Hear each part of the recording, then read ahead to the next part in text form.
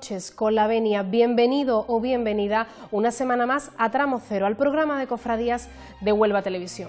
No podíamos empezar el programa esta noche de otra forma que trasladando todas nuestras condolencias a los familiares, a las víctimas, a todos los afectados por el temporal que está afectando y que ha afectado y que sigue afectando a nuestro país desde las últimas horas. Toda nuestra solidaridad y todos nuestros pensamientos están con ellos y queríamos tenerles presentes desde el principio. Vamos a empezar hablando de actualidad porque es precisamente la meteorología la que no ha permitido que hoy empecemos este programa con la imagen de la dolorosa de la Hermandad de la Buena Muerte, con la Virgen de la Consolación ya restaurada tras su visita al taller de Enrique Gutiérrez Carrasquilla. Es precisamente la meteorología la que no nos permite empezar este programa con su imagen, pero sí que vamos a tener con nosotros en este plató en esta noche a su hermano mayor, a Carlos Galindo. Muy buenas noches. Hola Rocío, buenas noches. Y también tenemos con nosotros a Andrés Candel, vocal de Patrimonio. Muy buenas noches. Buenas noches, Rocío. Bueno, Carlos, lo hemos dicho, no podemos tener la imagen de la Virgen de Consolación, pero sí que vamos a tener y vamos a hablar de otra noticia muy especial y muy esperada por todos los hermanos de la Hermandad de la Buena Muerte. Pues sí, la verdad es que bueno, lo de la Virgen, yo siempre digo que ella lo ha querido así, ¿no? Seguro. Y bueno, por precaución nos aconsejaron en no realizar el traslado y así lo hicimos.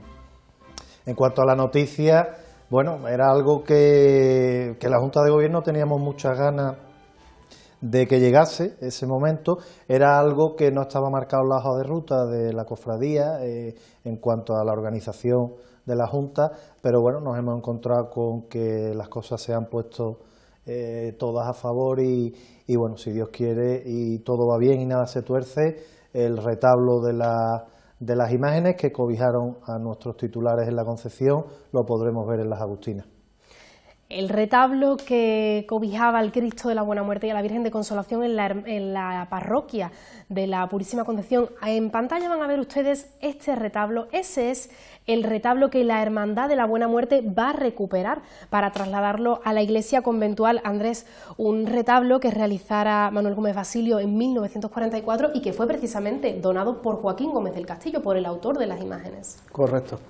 La verdad es que sí, que creo que la hermandad siempre ha tenido el anhelo de volver a recuperar dicho retablo y bueno, sobre todo ya pensando en las personas más mayores, pues bueno, creo que será una estampa digna de recordar y que bueno, que los titulares creo que se merecen.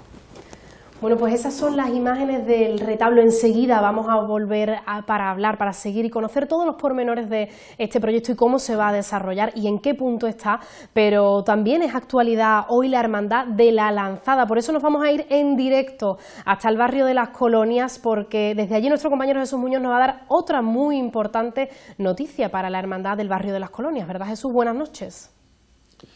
Buenas noches, Rocío. Buenas noches a todos.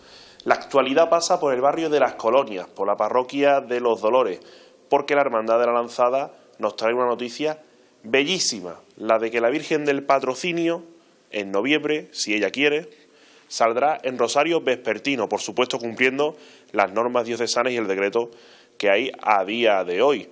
Todos esos detalles los vamos a hablar, compañera, enseguida aquí, como siempre, en Tramo Cero, con el hermano mayor de la Lanzada, Juan Romero.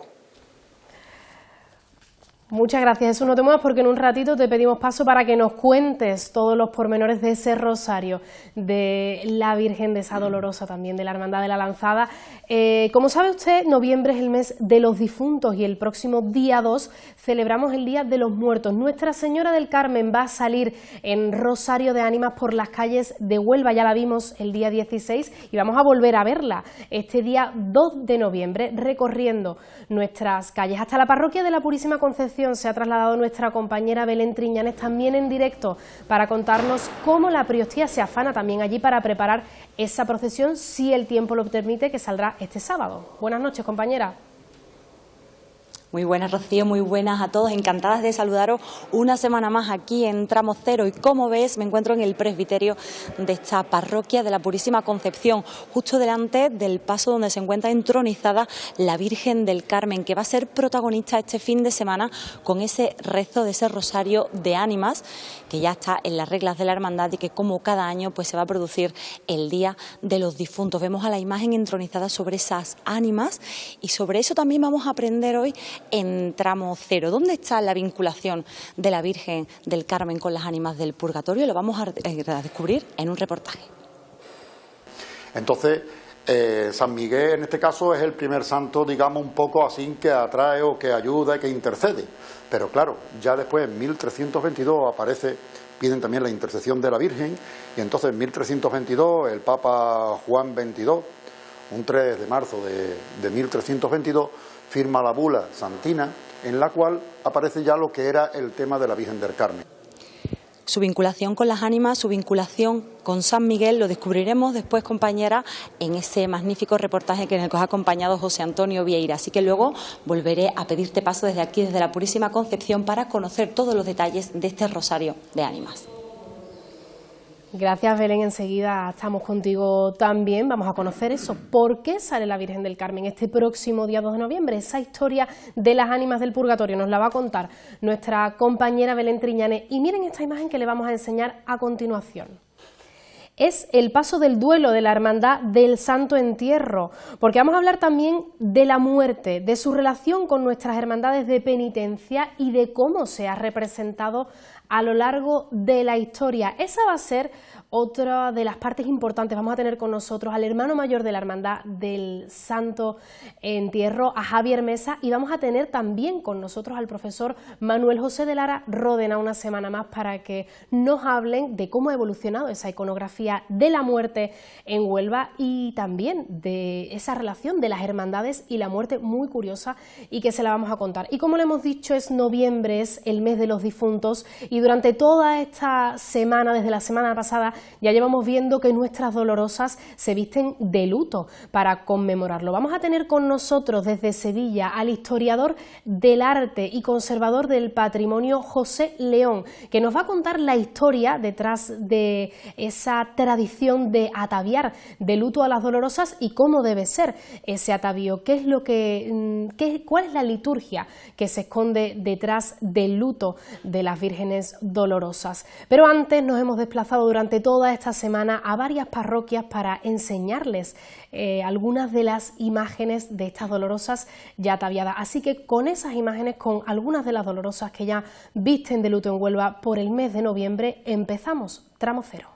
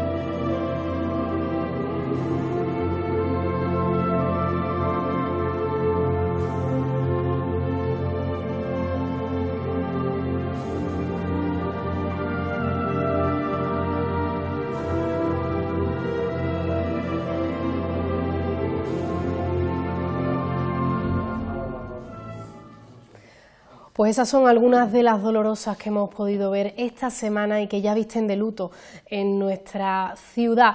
Se lo hemos adelantado al inicio, tenemos con nosotros al hermano mayor y al vocal de patrimonio de la Hermandad de la Buena Muerte. Carlos, vamos a empezar hablando también de otra de las noticias de la semana. Vamos a ver si podemos ver las imágenes. Era la última vez que teníamos la oportunidad de ver tan de cerca a la Virgen de Consolación. Finalmente se retrasa la llegada de la Dolorosa. Pues sí, como te decía antes, Rocío, pues las inclemencias meteorológicas, bueno, pues todo el mundo estamos viendo estos días, ¿no? Que bueno, yo aprovecho también desde aquí y en nombre de la hermandad pues mandamos nuestras condolencias a todas las familias de todas las personas que han fallecido y han perdido su vida estos días. Bueno, nosotros hablamos con Dani Zamora, que yo creo que es tanto el asesor meteorológico de la Hermandad de la Buena Muerte como del resto de hermandades de Huelva, y además una grandísima persona y amigo.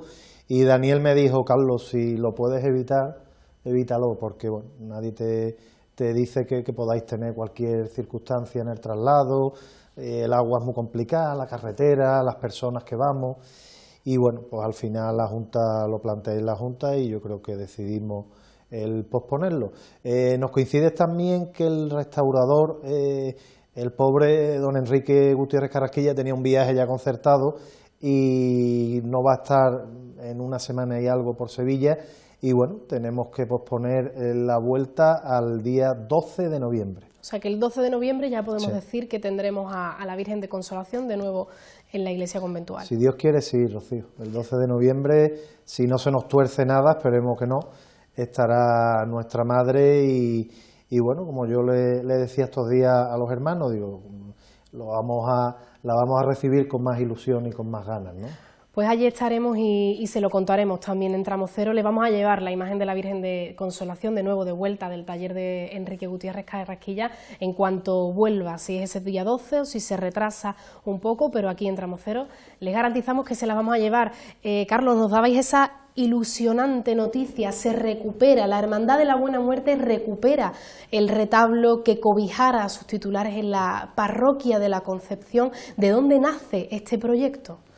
Bueno, pues mira, Rocío, el proyecto, nosotros cuando llegamos, lógicamente, bueno, tuvimos que preguntar por la situación. El retablo estaba en la calle San José, en el almacén de una familia que no recuerdo ahora el nombre, pero que bueno, que desde aquí en su día lo hicimos y volvemos a agradecer todo ese tiempo que estuvo el retablo allí cobijado. Y bueno, una vez que nosotros llegamos, pues lógicamente la familia llevaba ya mucho tiempo con ese retablo allí, no quisimos abusar y bueno, pues el retablo curiosamente se encuentra en el taller profesional de nuestro hermano Andrés, que me acompaña aquí esta noche en el programa, y bueno, además él, bueno, por su actividad profesional, que él, aparte de carpintero, es tallista y bueno, pues yo creo que era el mejor sitio para que estuviese cobijando, ¿no?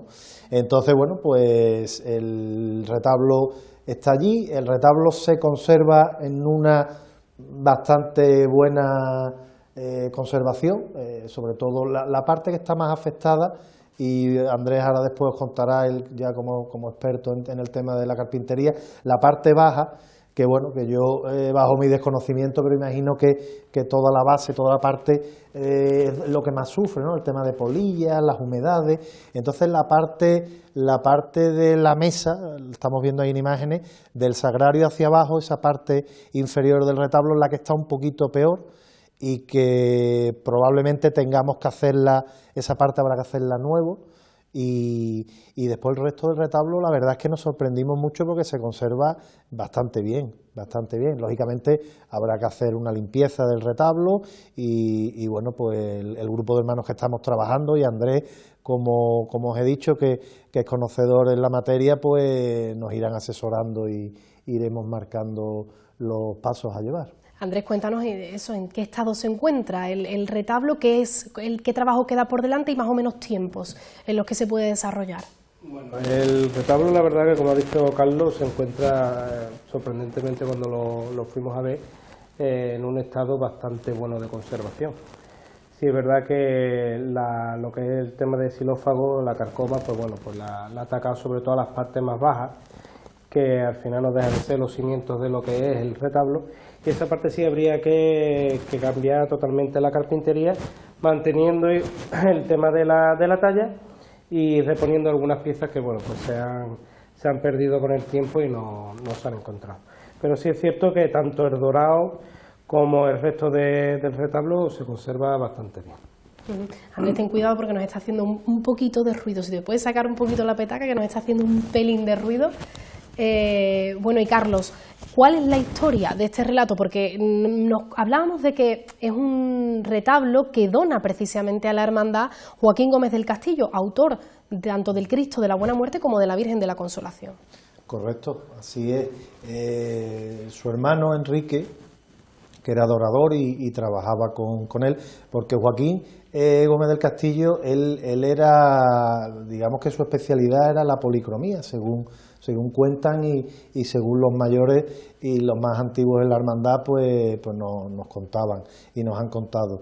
Entonces, yo creo que Enrique pues quiso homenajear de alguna forma a su hermano y quiso tener un detalle con la hermandad y con la corporación. Había una magnífica relación. Yo recuerdo siempre a mis abuelos hablar de Joaquín y hablar del taller y de las tardes que pasaban allí viendo hacer las imágenes. Y bueno, yo que he tenido esa suerte de que mis abuelos en vida me lo han contado, pues conocía el cariño y la devoción tanto de Joaquín como de Enrique hacia nuestros sagrados titulares. Entonces, bueno, Enrique y el carpintero son los que realizan. El retablo se bendice en el 1944, un 17 de diciembre, hace ya 81 años, y bueno, pues como te decía, yo creo que yo estoy viendo el retablo y lo miro y me acuerdo de mis abuelos, ¿no?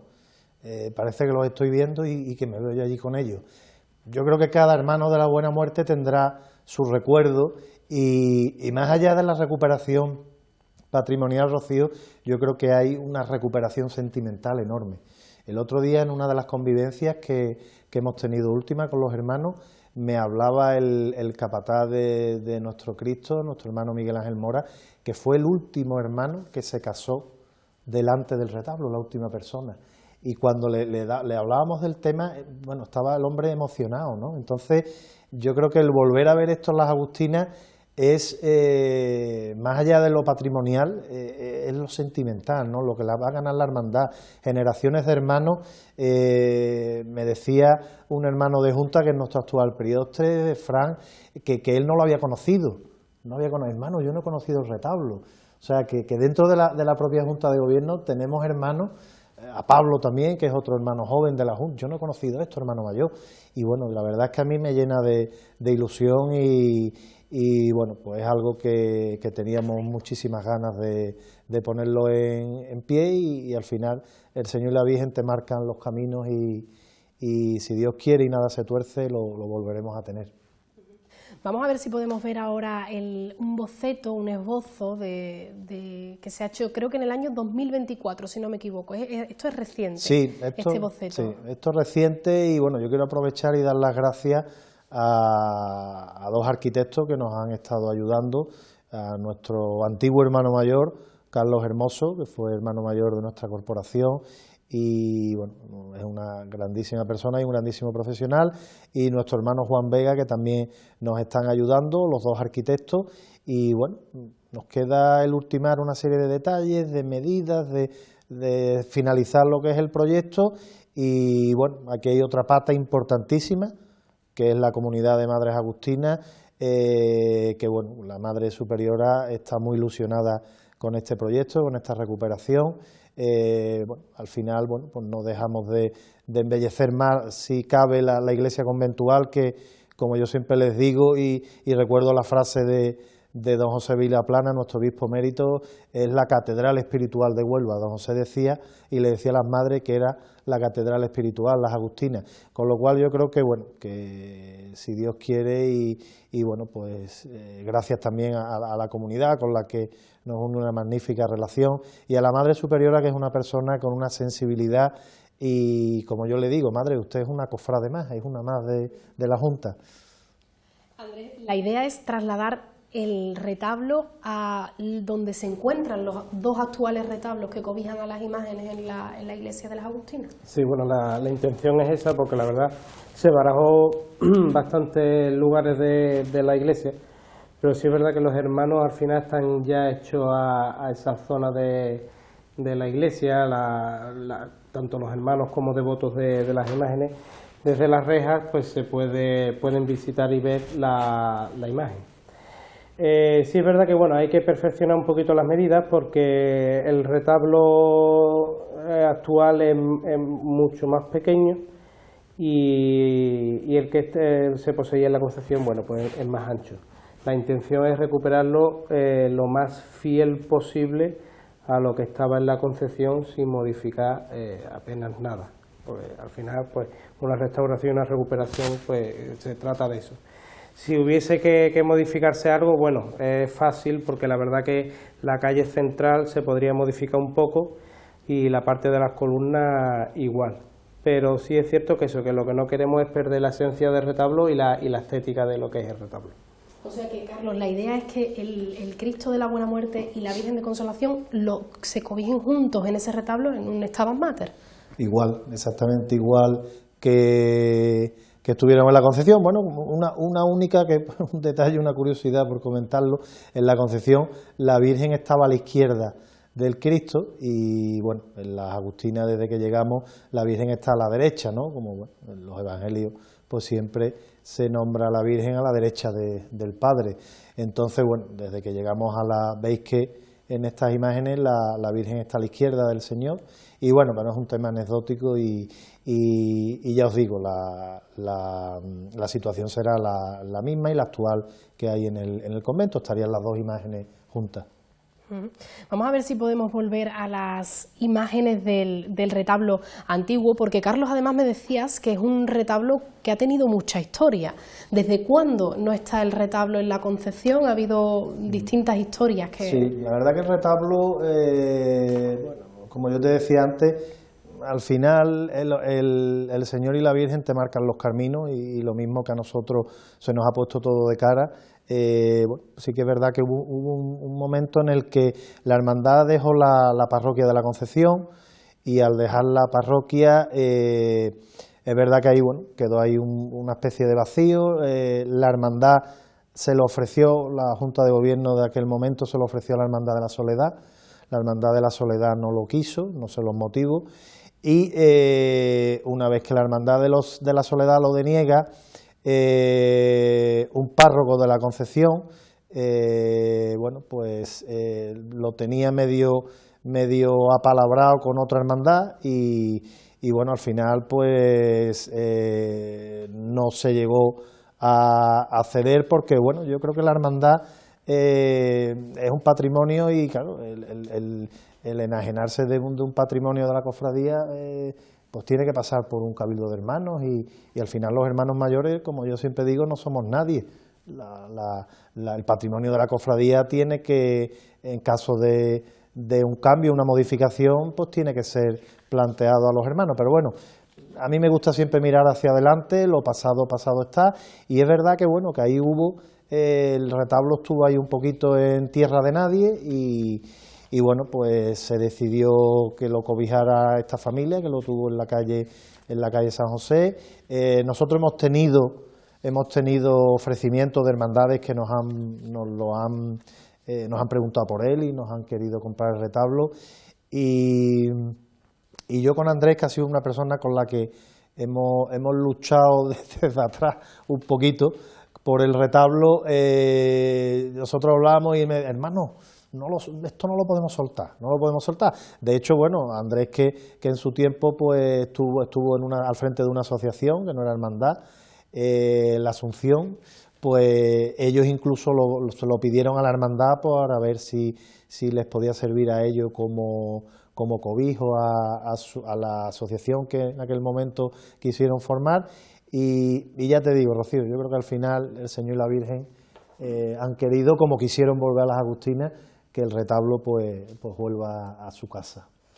Yo creo que es una grandísima noticia para todos los hermanos de la Buena Muerte, pero creo que también para el patrimonio onubense, que vamos a poder disfrutar de ese maravilloso retablo que va a estar en la iglesia de las Agustinas y que nos va a dejar pues esta estampa tan añeja y que tanto van a apreciar, yo creo que todos los hermanos de la Buena Muerte. Y hablamos de patrimonio que se recupera, pero también, Andrés, creo que tú como vocal de patrimonio vamos a hablar de patrimonio que se enriquece y que también que se engrosa, ¿no? Porque creo que estáis trabajando en un nuevo cortejo litúrgico y en enriquecer el que ya tenéis. Cuéntanos cómo va ese proyecto. Bueno, sí, la intención cuando entramos en la Junta de Gobierno era de pedir, lo poco que se pedía era de no pedirlo. Entonces, primero había que ejecutar esas piezas para no seguir pidiendo dichas obras. Entonces, lo más urgente o lo que más se pedía era el tema del cuerpo litúrgico de la Virgen. Nos pusimos en contacto con el orfebre sevillano Emilio Méndez para realizar los incensarios, navetas, pértigas y dos ciriales más del cortejo de la Virgen. Son los que estamos viendo en pantalla, son los bocetos que estamos viendo en pantalla, ¿no? Correcto. Todo está basado en los actuales ciriales que posee la Virgen. Dichos ciriales, si es verdad, se van a mejorar un poco, sobre todo estructuralmente, porque lo que es el alma de la pieza llegaba hasta la cabeza del varal. Y ya hace 2 años tuvimos un percance colocándolo en el altar de culto y se rompió. Entonces, Emilio me comentó que, claro, antiguamente pues se hacía así, la estructura de madera, etcétera, etcétera, pero sí es cierto que él lo que nos aconsejaba era un alma que llegara hasta lo que era el mechero del cirial. Y bueno, ahí, por ejemplo, podemos apreciar que ya las cabezas, los querubines de los ciriales ya están desordados. El nuevo modelo de querubín que ha estado realizando el escultor para después sacarlo en fundición, el entallado de las piezas nuevas, en fin, la verdad que creo que le dará mucho más caché al cuerpo litúrgico de la Virgen. Y bueno, también se está tratando de sacar pues, un juego de ropa, que las dalmáticas pues irían bordadas por el grupo de costura y bordado de la propia hermandad. Que desde aquí la verdad que le agradecer a las 4 mujeres que están viernes y sábados allí, las pobres metidas toda la tarde, porque son pocas pero son muy buenas, gracias a Dios. Y bueno, y después pues ya cosas que ya se han realizado, la restauración de las varas de presidencia de Seco Velasco, que se llevó al taller de Marmolejo en Sevilla. También se ha restaurado la diadema que regalase la cuadrilla de costaleros a la Virgen.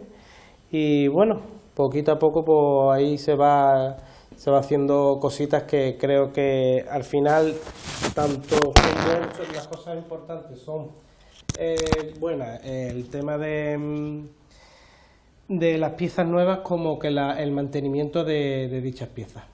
Carlos, hablamos eso del enriquecimiento de ese patrimonio. Trabaja poco a poco la Hermandad de la Buena Muerte y vamos a ver un cortejo litúrgico, yo creo que bastante completo, si puede ser esta próxima Semana Santa, ¿no? Sí, yo creo que sí. Yo me uno también a las felicitaciones y sobre todo al agradecimiento, ¿no?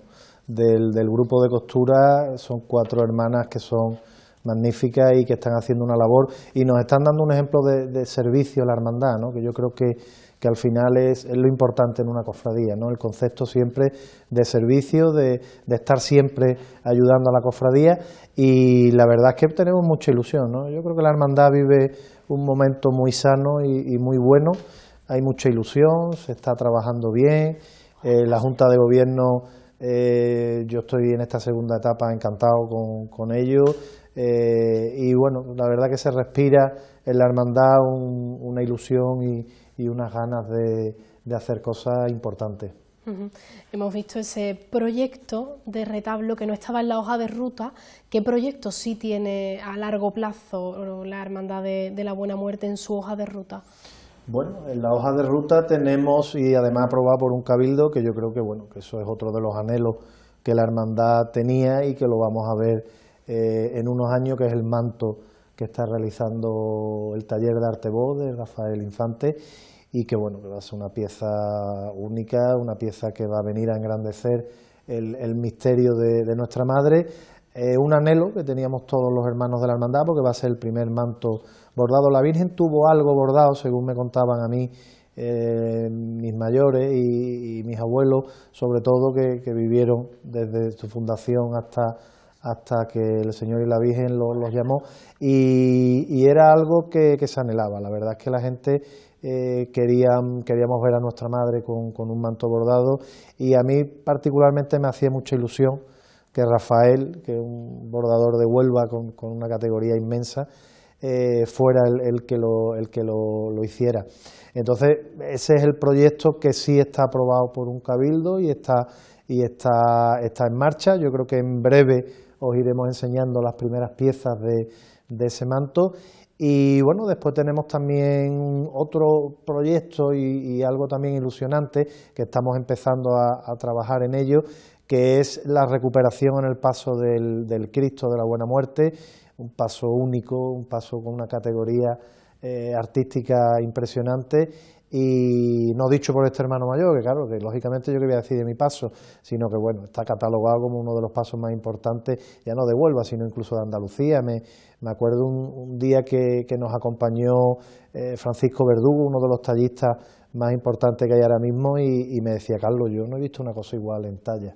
Y él mismo, sí, la verdad que es un paso, y el paso queremos recuperar unas esquinas antiguas que con el tiempo se perdieron por un accidente que se tuvo con una de ellas, y varios detalles que nos gustaría recuperar, aparte de unos faldones que queremos hacerle en color en rojo sangre, que realce más la caoba. Los actuales son negros, y queremos, bueno, pues engrandecer todavía más, si cabe, el paso. Un proyecto que vamos a empezar a trabajar en ello y que os iremos informando de noticias.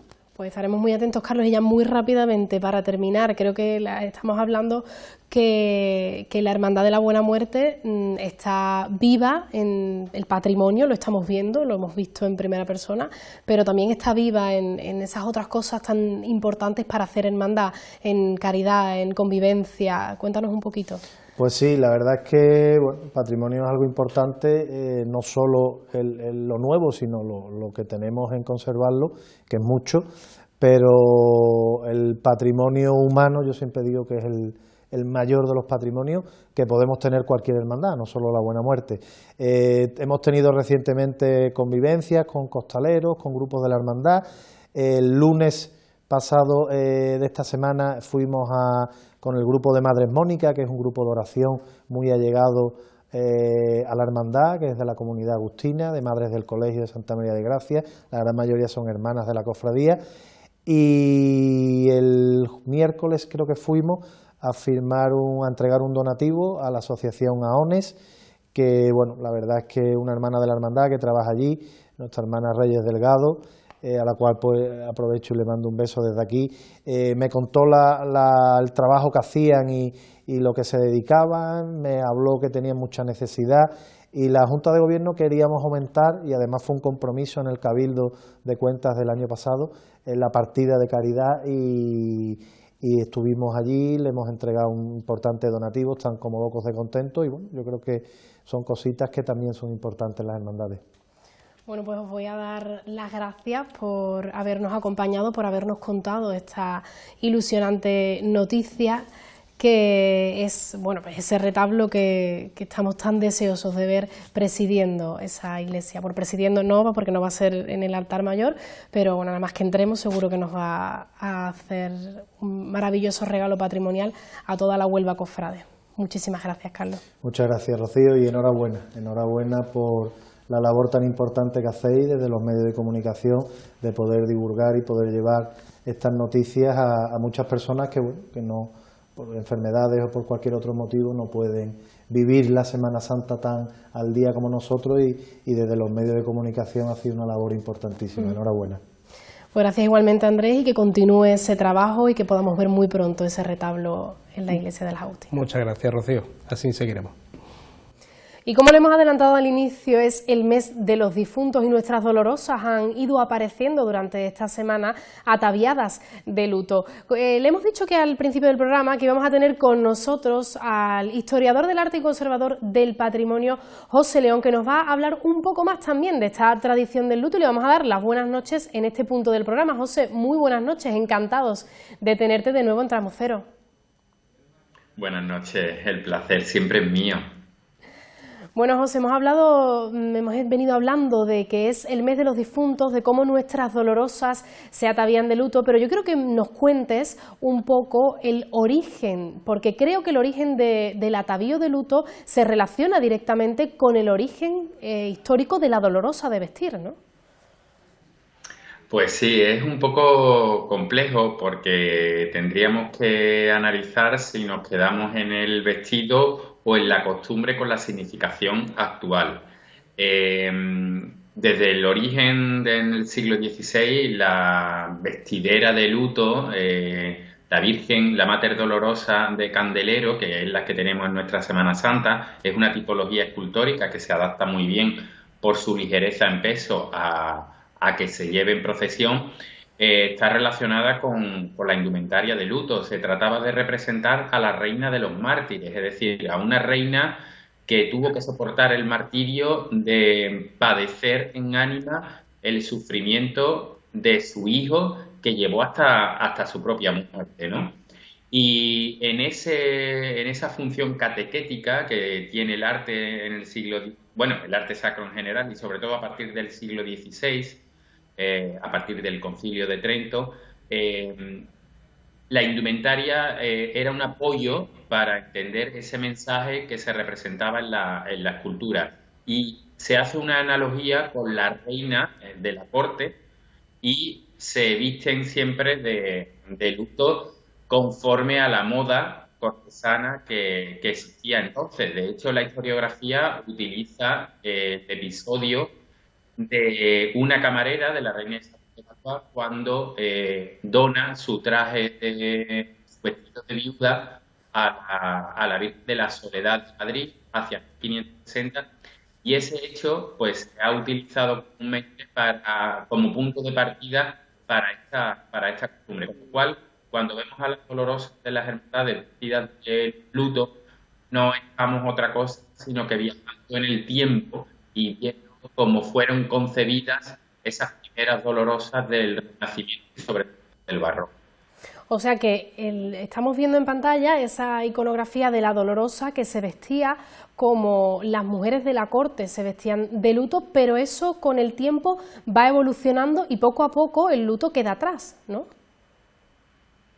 Claro, progresivamente en el siglo XVIII se van introduciendo motivos bordados que entonces estaban reservadas los bordados estaban reservados a las imágenes cristíferas y poco a poco van ganando en ornamentación hasta finales del siglo XVIII. Todo esto eclosiona en el siglo XIX por el gusto romántico y ese incentivo que impulsa a las artesanías y a las tendencias estéticas de ese momento. Ya a finales del siglo XIX no solo se revisten por completo de bordado, sino que además se va a experimentar con los colores. Hablamos siempre de colores muy fríos, pero bueno, colores que están presentes y que significan a la advocación o a María como arca de la alianza o como reina de los mártires o como ambas significaciones. La cuestión es que es Juan Manuel Rodríguez Ojeda, a principios del siglo XX, cuando, sobre todo por la Macarena, revoluciona toda esta cuestión de la indumentaria de las imágenes, que hasta entonces había sido algo secundario y prácticamente accesorio y meramente utilitario, y ya empieza él a experimentar con los colores, con las formas y sobre todo con las composiciones a la hora de disponer las prendas.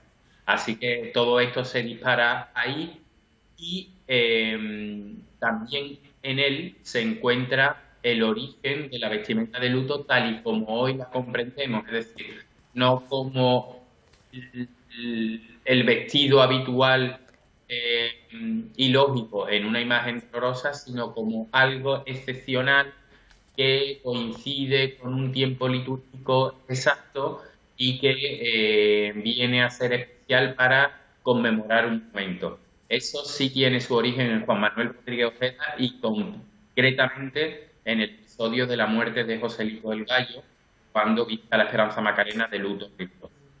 A partir de ahí hay una significación y una relación de la imagen con un momento de duelo que se está viviendo. Este hecho de vestir a la Macarena de luto no tan riguroso se repite incluso cuando en los funerales del propio Juan Manuel. Y a partir de ahí se entiende que cada vez que moría un hermano mayor o un benefactor principal de las hermandades, pues la imagen se debía vestir de luto.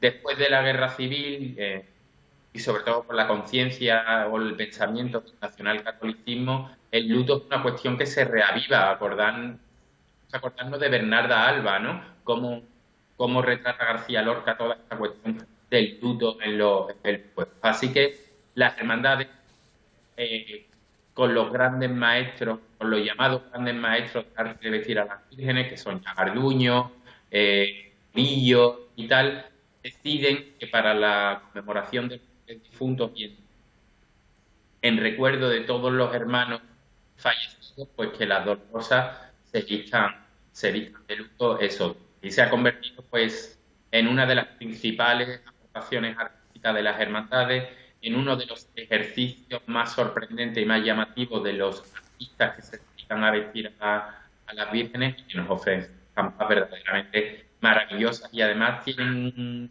un componente y un carácter y una fuerza de trasladarnos a otra época y de descubrir nuevos matices en las dos cosas, que muchas veces estamos acostumbrados a verla, pero cuando la contemplamos vestida de negro, sin tantos avalorios, ni tantos adornos, pues descubrimos mucho más sus facciones o incluso sus rasgos, ¿no?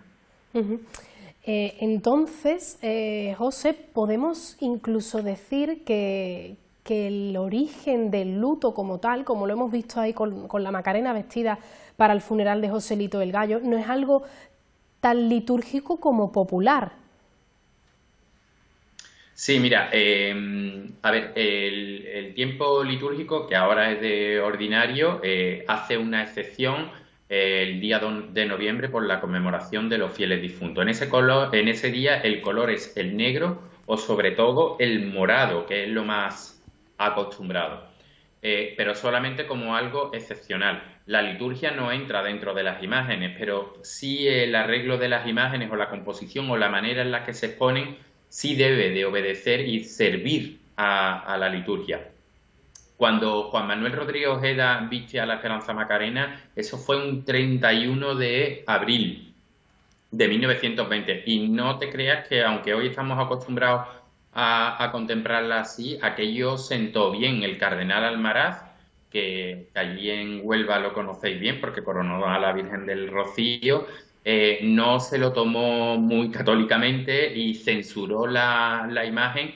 Y yo creo que en esa polémica se da la clave de todo esto, ¿no? De la significación popular que tiene todo esto.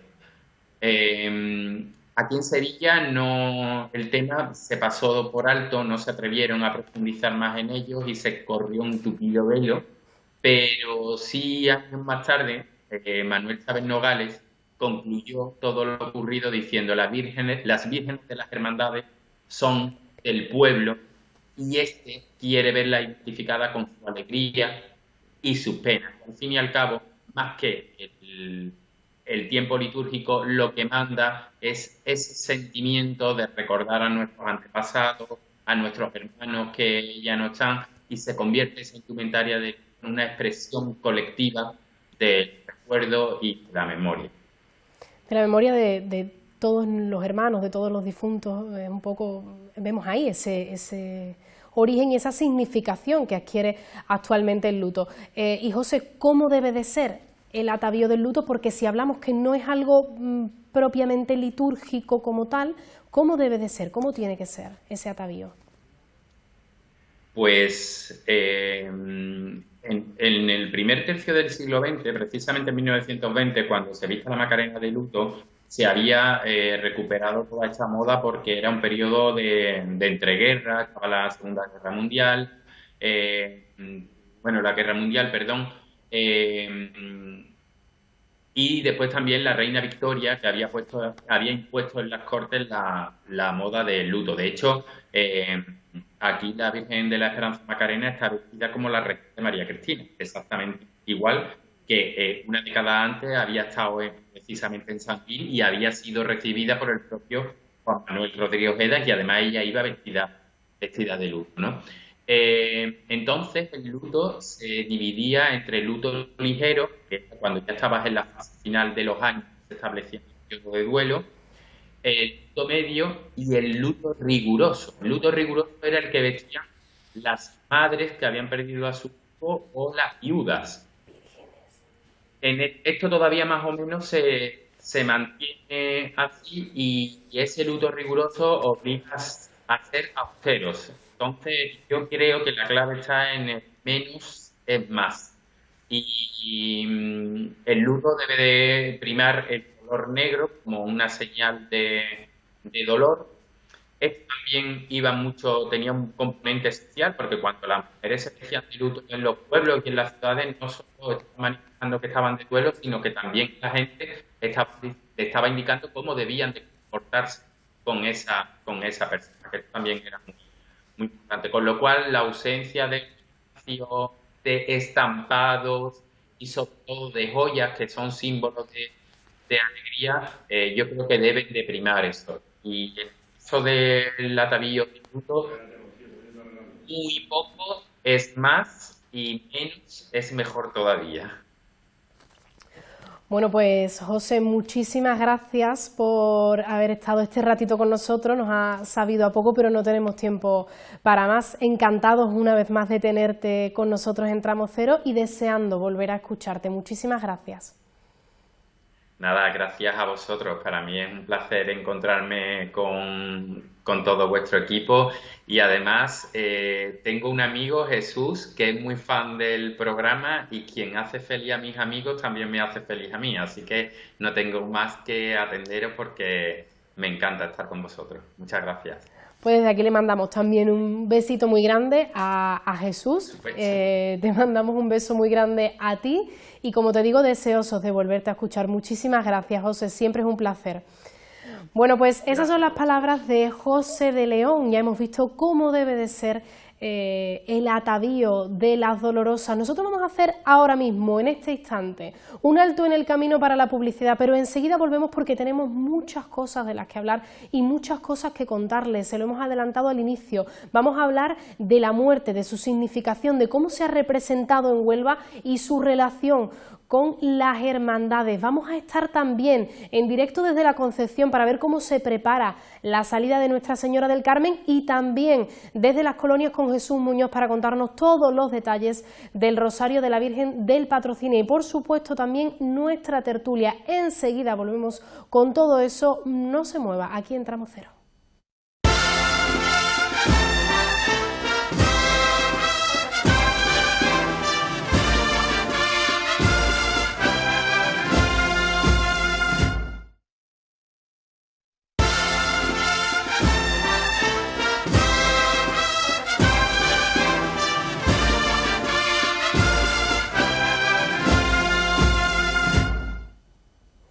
Continuamos contándoles esta noche de cofradías en Huelva Televisión, a las puertas del mes de noviembre, mes de los difuntos, y precisamente para hablar un poco de la muerte de las hermandades y de esa representación iconografía de la muerte que han hecho nuestras hermandades a lo largo de la historia, tenemos a nuestros dos siguientes invitados, a los que vamos a saludar en este momento de la noche. Javier Mesa, hermano mayor de la Hermandad del Santo Entierro, bienvenido, un placer tenerte, muy buenas noches. Buenas noches, igualmente.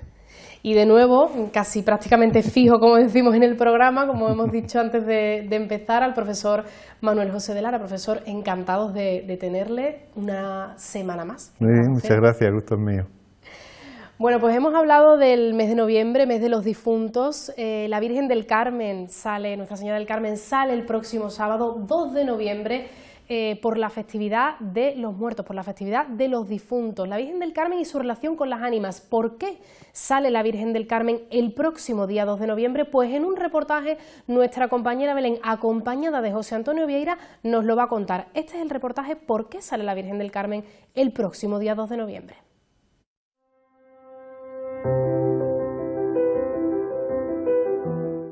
Desde tiempos inmemoriales, todas las culturas y creencias han honrado a sus difuntos.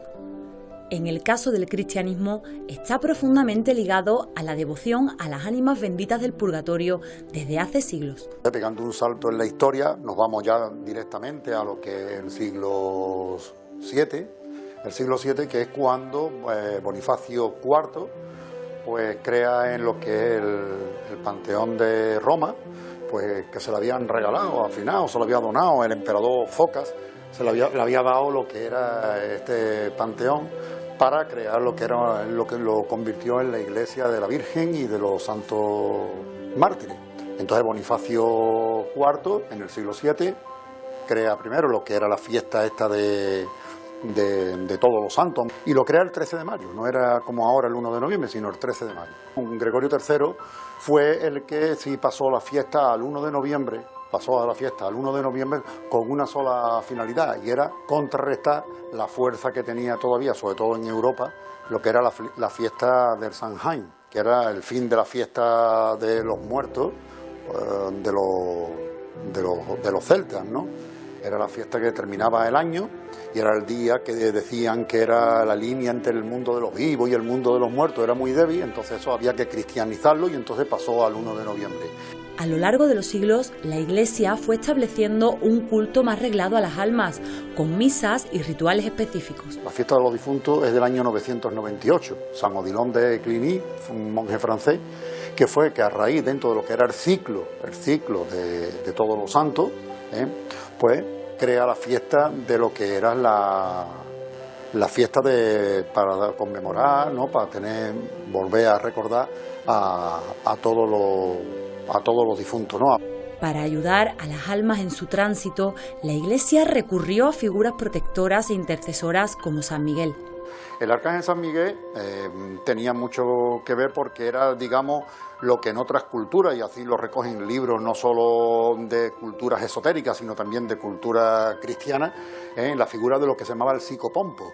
El psicopompo era una figura antigua, ¿no? Que era los que ayudaban a pasar a las ánimas, lo que es el alma, del mundo de los vivos al mundo de los difuntos.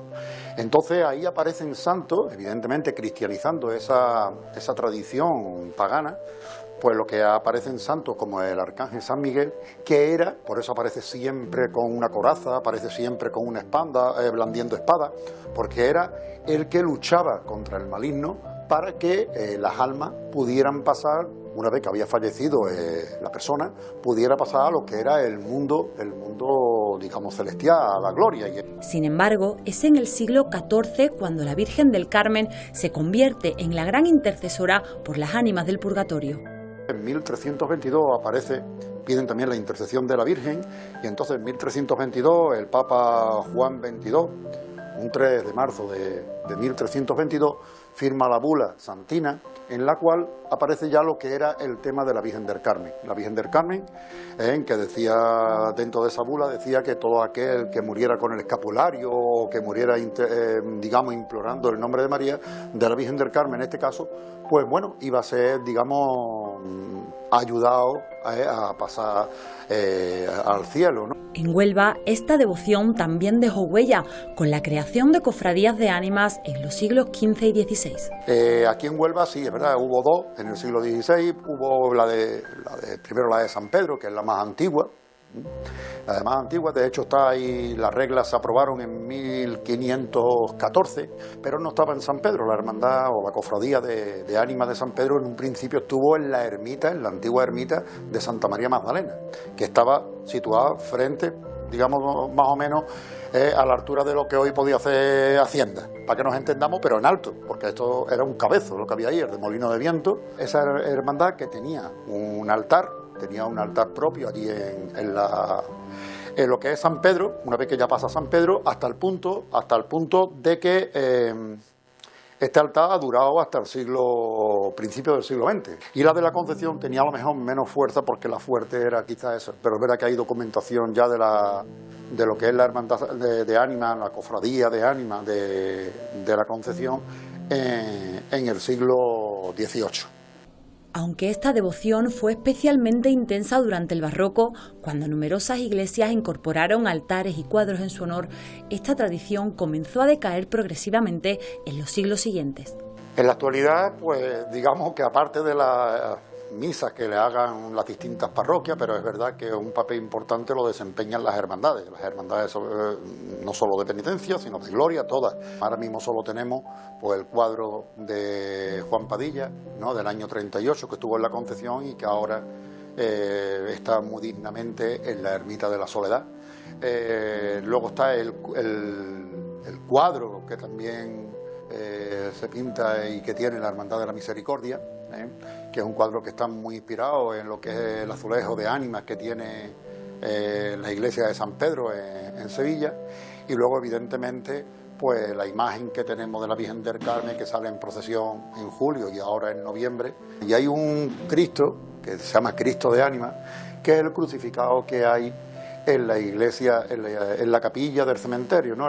Y después ya, pues aquí en Huelva, después pocas señales quedan ya de lo que era el culto aquel externo, digamos, de azulejos, cuadros y demás, dedicado a las ánimas del purgatorio.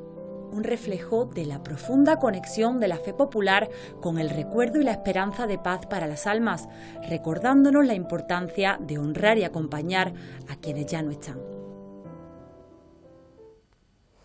Pues esa honra, ese recuerdo por quienes ya no están ahí lo saben. Por eso sale la Virgen del Carmen el próximo día 2 de noviembre, por eso saldrá en ese rosario de ánimas que las llevará por todas las calles del centro de la capital. Hemos visto precisamente en ese reportaje que nos ha enseñado nuestra compañera Belén el cuadro de ánimas que está en la Ermita de la Soledad. Javier, durante de mañana y pasado será la veneración, el besapié al Santo Cristo Yacente, y también se hace la función de ánimas allí en la ermita. Sí, mañana y pasado tenemos un horario de mañana y tarde al Santo Cristo Yacente en besapié, y el día 2, además de la ofrenda floral en el cementerio, al monumento de la Virgen, que está delante de la capilla del cementerio, tenemos la misa a las 9 de la noche delante del cuadro de ánimas. Es la única misa que se hace, que no se hace en el altar mayor, sino que se hace en la capilla de ánimas durante todo el año.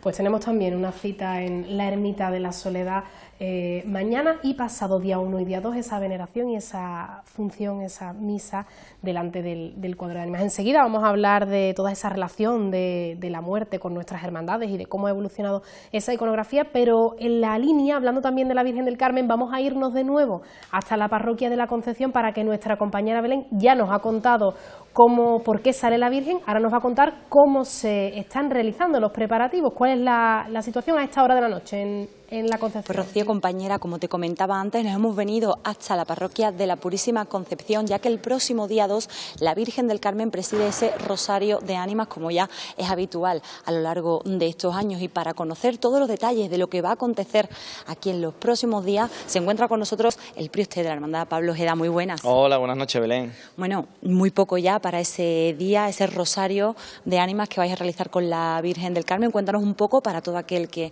esté interesado en venir, el día, la hora, cómo va a ocurrir. Pues sí, mira, primero agradecer vuestra presencia aquí, ¿no?, cubriendo las noticias de la hermandad, muy agradecido de parte de toda la hermandad.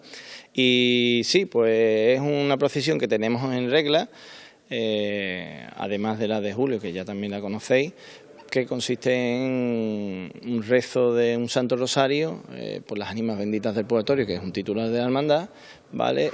Que nos dividido en dos partes. Una parte sería el rosario en sí, que se va rezando hasta la parroquia de Santa María de la Esperanza, como madrina que es de la hermandad y de la Virgen, y desde allí pues iniciaremos la procesión populosa de regreso hasta el Templo de la Concepción. Una procesión en la que, no me equivoco, volvéis a contar con el Carmen de Villalba para la ocasión. Sí, la verdad es que el binomio el año pasado funcionó bastante bien y hemos creído conveniente que una banda de bastante calidad y encima es de Huelva, pues seguimos apostando por ellos y por un repertorio bastante cuidado y bastante bonito para la ocasión. Bueno, y tú como priostre, cuéntanos cómo se presenta la imagen para este día. Pues eso te podría decir más el 22, pero bueno, la Virgen se presenta igual en la misma iconografía de julio, pero quizás los colores, pues sí es verdad que los cuidamos un poco más con ese guiño al mes de los difuntos y con las ánimas benditas del purgatorio. Bueno, pues la Virgen luce, la verdad, que ataviada magníficamente, como cada vez que venimos aquí a verla.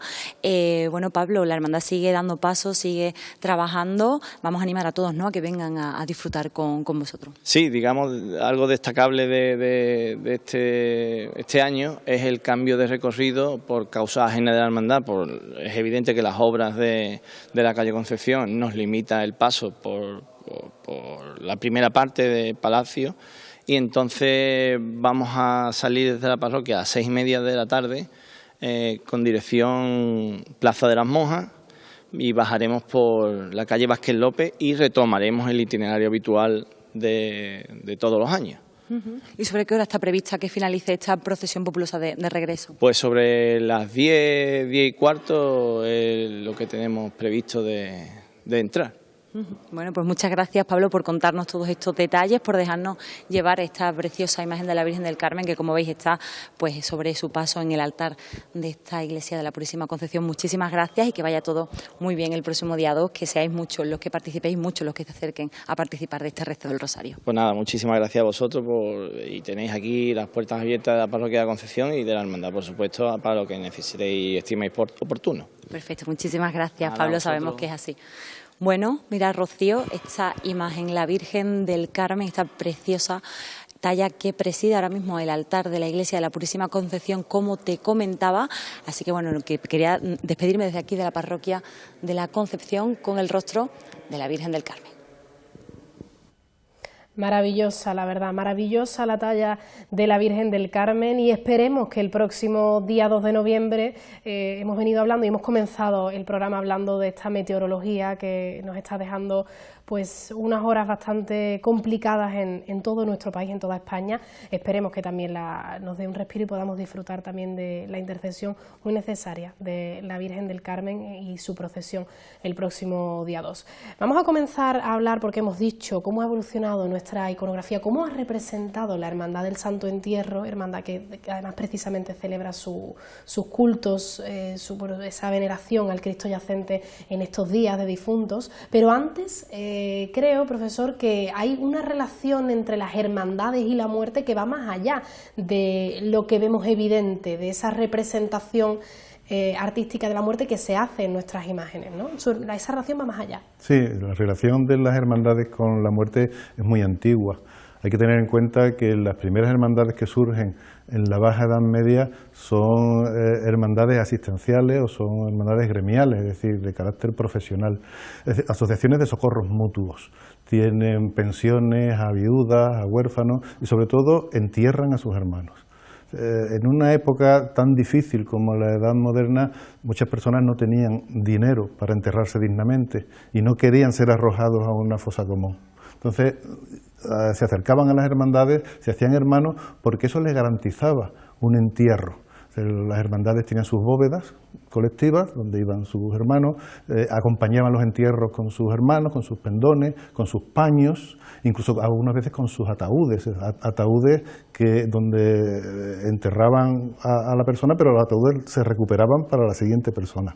Entonces, esa relación de las hermandades con la muerte fue continua a lo largo de toda la Edad Moderna, y de hecho es una de las razones de que las hermandades estuvieran bien pobladas a lo largo de muchos siglos. Esto pasaba también en el Santo Entierro, ¿no? Sí, de hecho estamos ahora mismo en un proceso de tramitación de recuperación de los restos óseos que aparecieron en la cripta, de la restauración de la Ermita Soledad, que nos está ocasionando ciertos contratiempos porque por la normativa vigente de la Junta de Andalucía de Cultura son reticentes a que los restos de estas personas que se enterraron con toda su dignidad, como bien comenta el profesor, vuelvan a su lugar de descanso y que no estén en 2 cajas en los archivos del museo, ¿no?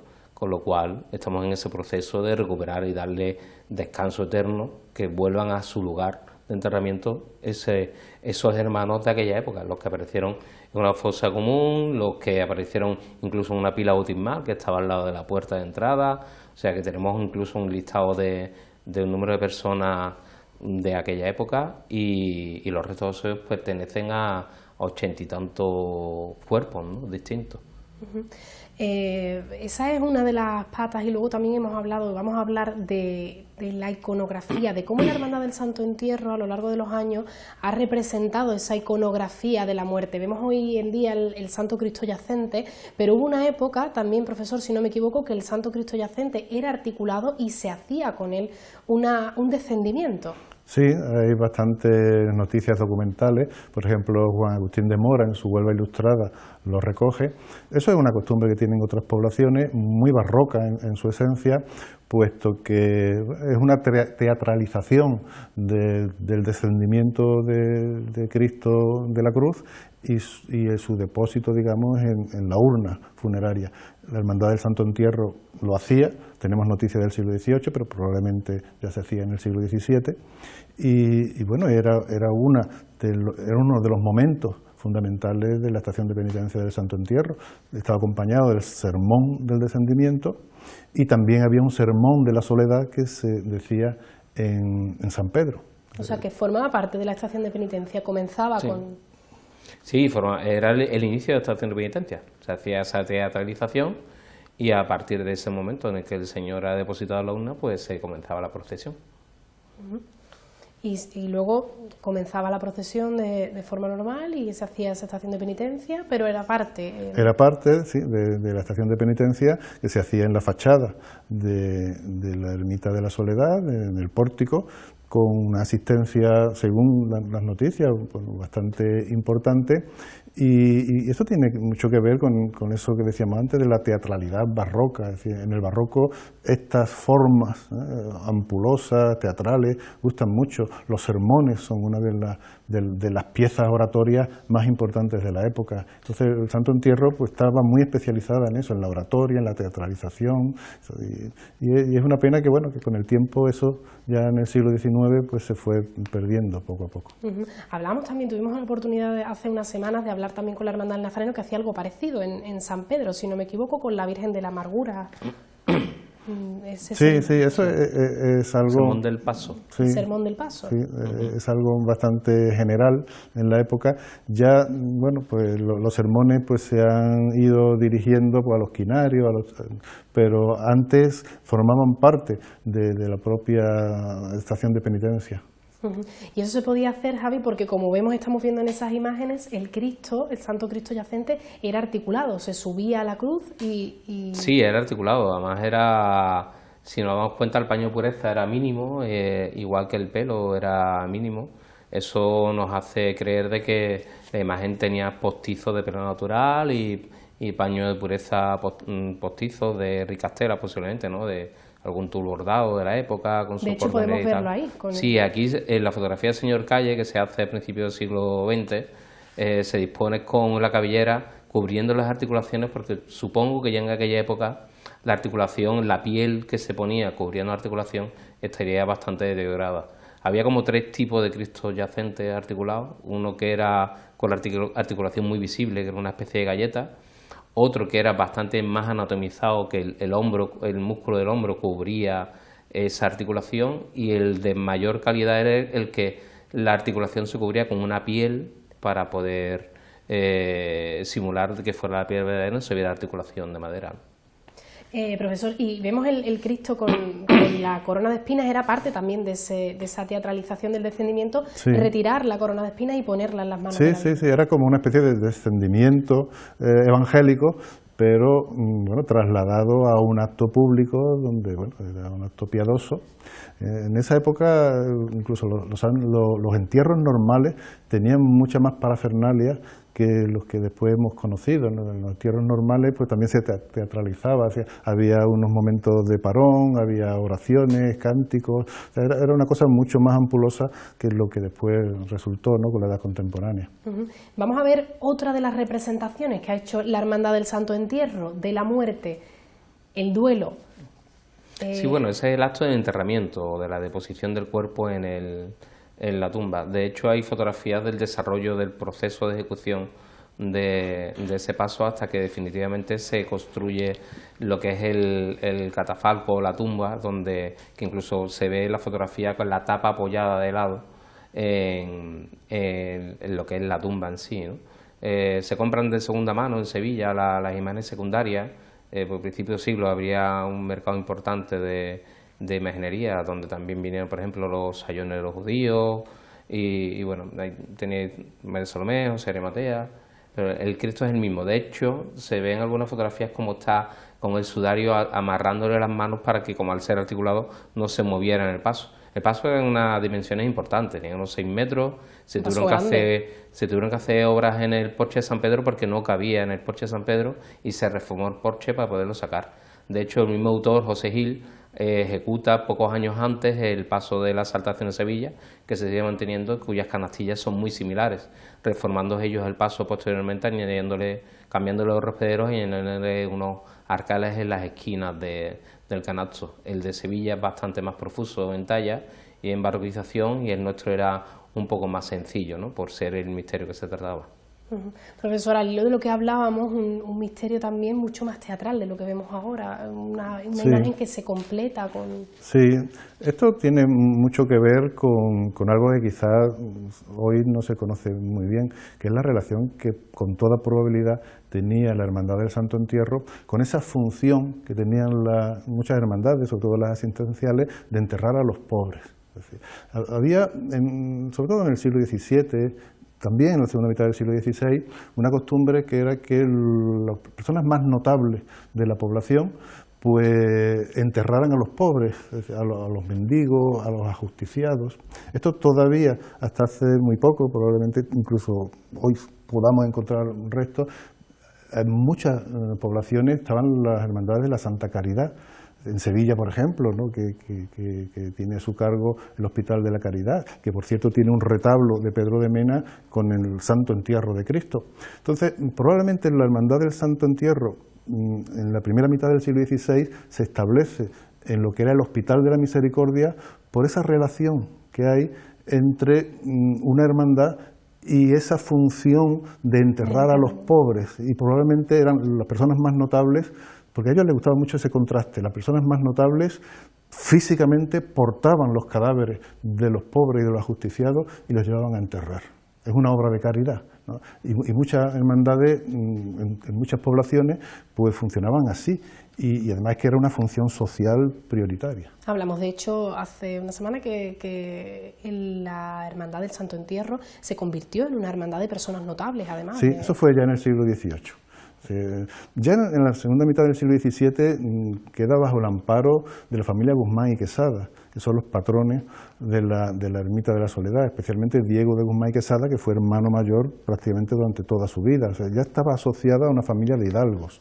Pero en el siglo XVIII, en la primera mitad del siglo XVIII, tiene lugar esa reforma por la cual se cierra la hermandad en número, se solo va a admitir 33 hermanos clérigos y 50 hermanos laicos, y se convierte en la hermandad oficial o la hermandad de los miembros del cabildo, del ayuntamiento, de las grandes familias, digamos, de la oligarquía local. Entonces se convierte en una hermandad mucho más fuerte en el siglo XVIII.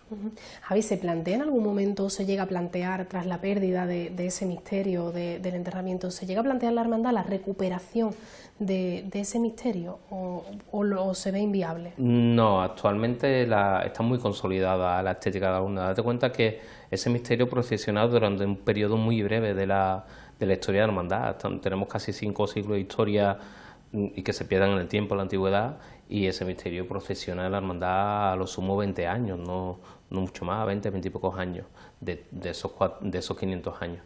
Entonces, sí es verdad que la magna la primera magna que llovió, que fue en el 2013, miento, Sí. en el 2013, como el paso no cabía con la urna por la puerta trasera de la Ermita Soledad antes de la reforma, creamos este catafalco que seguimos usando en los cultos del Señor para poder procesionar al Señor y poderlo sacar por esa puerta en vez de tener que montar la rampa que tenía la ermita por delante, y se recupera parte de ese misterio, un poco esa estética del Señor mucho más visible, desnudo, despojado de todo el oro que tiene la urna, para hacerlo mucho más cercano, ¿no? Y causó tanta impresión que al año siguiente, en el 2014, fue Vía Crucis oficial de ese año, ¿no?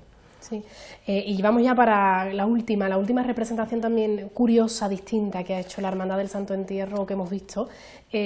También el triunfo de la cruz sobre la muerte, la canina procesionó también. La Hermandad del Santo Entierro tuvo una canina, y además tiene, Javi, creo que, si no me equivoco, una historia muy curiosa de por qué surge esta iconografía. La hermandad ya en el siglo XVIII procesionaba con 3 pasos, incluso con 4, ¿no? El del Santo Ángel, el triunfo de la Santa Cruz y el Santo Entierro y la Soledad. En la posguerra, a partir del 44, procesionamos con este tercer paso, se recupera el triunfo de la cruz, ya que se pierde la imagen de Francisco de la Gándara de la Piedad, de la Virgen de las Angustias, pero solo procesiona la canina un solo año. La canina pertenecía a un médico y causó tal mofa aquel año que dejó de procesionar el año siguiente, y la cruz actualmente, por ejemplo, en el besamano se va a recuperar al culto. En el besapié se va a recuperar al culto de nuevo en estos 2 días para que esté visible, y la titular de ese paso es la cruz, no es la canina, ¿no? Pues, como ocurre en Sevilla, es el triunfo a la Santa Cruz. Y la tenemos guardada en el almacén porque necesita una restauración, y la cruz de salida actualmente es otra porque esta es de menor dimensión, ¿no? Y es una cruz de González Basilio, con un diámetro y un porte importante, no es la típica cruz de un crucificado que es algo más delgada. Esta cruz tiene un diámetro de 13 centímetros, normalmente son un poquito más estrechas y con un porte importante, ¿no? O sea que esa cruz que estamos viendo ahí la vamos a poder ver, vamos a tener oportunidad de verla. Sí, mañana y pasado estará tras el Señor. Estará tras el Señor. Sí. Javi, bueno, ya para terminar, que nos queda muy poquito tiempo, ¿en qué horario vamos a poder visitar la ermita para la veneración del Señor? Pues mira, por la mañana de 11:30 a 1:30, y por la tarde de 6:30 a 8:30, que es el horario habitual de apertura. Todo depende también de la afluencia de personas. Si vemos que hay personas adorando al Señor en el horario de cierre, pues evidentemente no cerramos. Estaremos abiertos hasta que haya personas dentro. Bueno, pues hasta aquí, no tenemos tiempo para más. Muchísimas gracias, Javi. Nos quedamos con esa iconografía, cómo se ha representado la muerte y cómo el Santo Entierro ha representado la muerte a lo largo de los años, y esa curiosa historia también, profesor, gracias, de que las hermandades eran precisamente, ejercían también de enterramiento. Bueno, pues muchísimas gracias a los dos, un placer teneros y muy buenas noches, gracias por estar con nosotros. Nosotros nos despedimos de nuestros invitados, pero no nos despedimos del todo. Vamos a hacer un alto en el camino muy breve para la publicidad, porque enseguida volvemos con nuestra tertulia, y también vamos a volver al barrio de las Colonias con Jesús Muñoz, que nos va a contar todos los detalles de ese rosario ya establecido que va a llevar a la Virgen del Patrocinio por las calles de su barrio. No se mueva, enseguida volvemos para seguir contando la noche de cofradías en Huelva Televisión.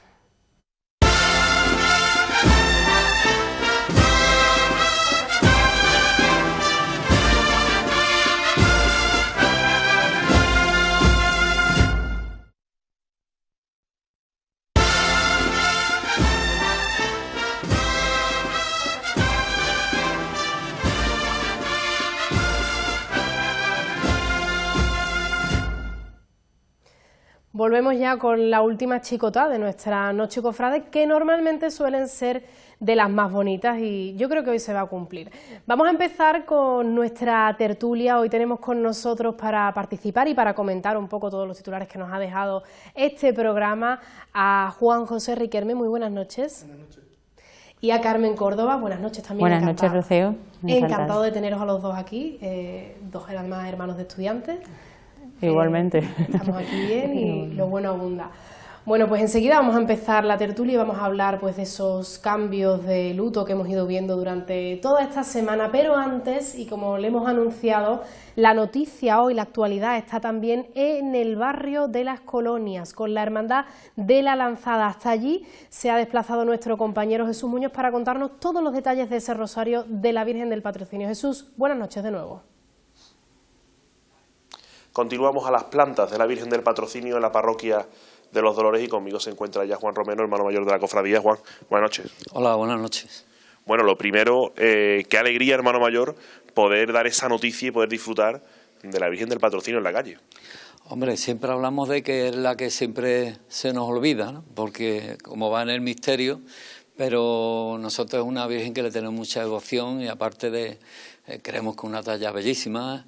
Y es un tema que teníamos cuando en el mandato nuestro, una de las opciones o de las cosas que queríamos era sacar a la Virgen a la calle. De la manera no sabíamos cómo, pero que... Entonces este año, comentando en tiempo de Semana Santa con los preparativos y demás, esto es una idea que se le ocurre a nuestro hermano Amador, el diácono de nuestro aquí de la hermandad. Y, oye, ¿por qué no este año antes de irnos, antes de que termine el mandato vuestro y le procuramos y la sacamos tal? Bueno, y empezamos a trabajar con ellos. Entonces, a partir de ahí, nosotros lo que hemos hecho ha sido ir al obispado, que nos dieran digamos, la forma de proceder al respecto.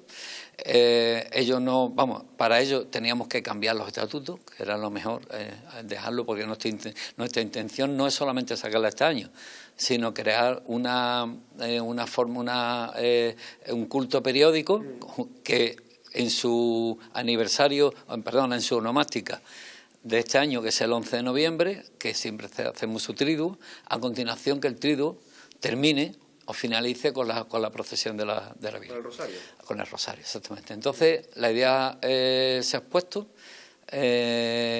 Para esta modificación tuvimos un cabildo de hermanos, el cual aprobó, como no podía ser de otra manera, unánimemente la salida, y empezamos a trabajar este tema con el obispado. Entonces allí la verdad es que no nos han puesto pegas, sino nos han marcado la línea de qué manera querían ellos o cómo nos podían permitir este tema. De hecho, ayer por la mañana concretamente fue cuando ya estuvimos ayer reunidos con la delegada y con Miguel, y ya nos dieron todo el permiso, los estatutos firmados y demás. Entonces procedemos. Vamos a pasarlo por todo para el lado, para que puedan todos los espectadores ver a la Virgen del Patrocinio, que la tenemos muy cerquita y que eso siempre es bonito. Como decía Juan, sí, habéis hablado con el obispado y os han dado unas pautas y vosotros igualmente. Efectivamente. Entonces, a partir de ahí, ya te digo, estamos ahora mismo lo que estamos, aunque tenemos muy poco tiempo, porque esto ha sido tedioso el tema de las esperas, pero que tenemos la idea, o sea, lo que queremos ahora mismo es cómo vamos a hacer la procesión. Para ello también contamos los pusimos allí, nuestra idea, la cual ha sido aprobada también.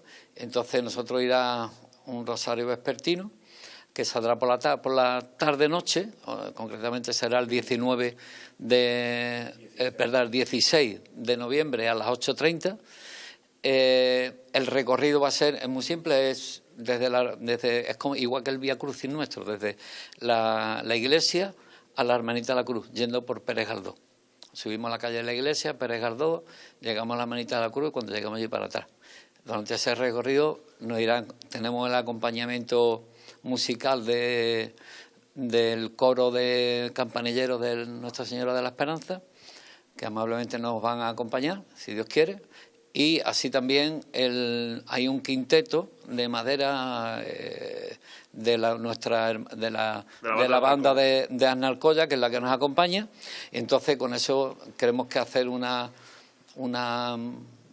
rosario digno y además que creo que es bastante decoroso, con vista que el pueblo de Huelva también pues pueda conocer de primera mano, aunque ya es súper conocido, pero el lucir esta Virgen, esta imagen en solitario.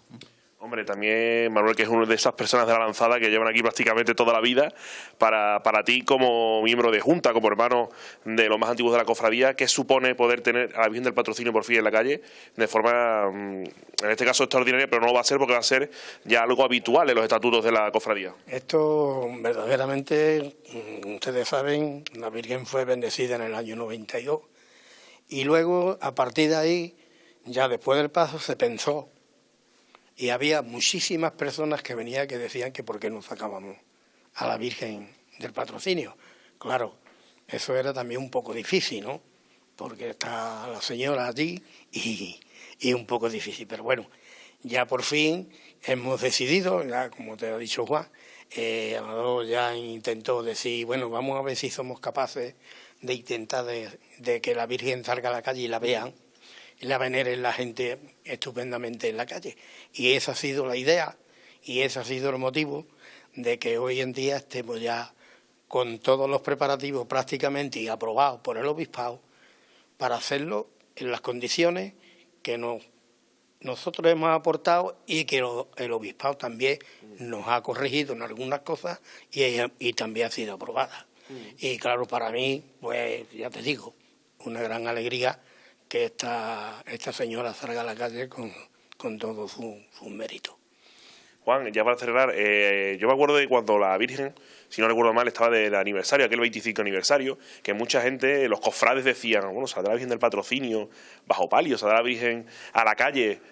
No ha sido en esa fecha, pero por fin ha sido una cosa que se ha conseguido y yo creo que es meritorio por parte de la cofradía, que aunque no haya sido en su fecha, la Virgen va a poder salir de forma anual en los estatutos y que de verdad que también es un reconocimiento, ¿no?, para todos esos devotos de la Virgen del Patrocinio.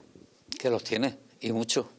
Esto no hay que negar. Nosotros tenemos nuestra forma de hacer las cosas y como siempre intentamos ir avanzando y mejorando día a día, dentro de nuestra humildad, pero también, como yo siempre digo, con nuestro orgullo del tipo de hermandad que somos y cómo lo estamos haciendo.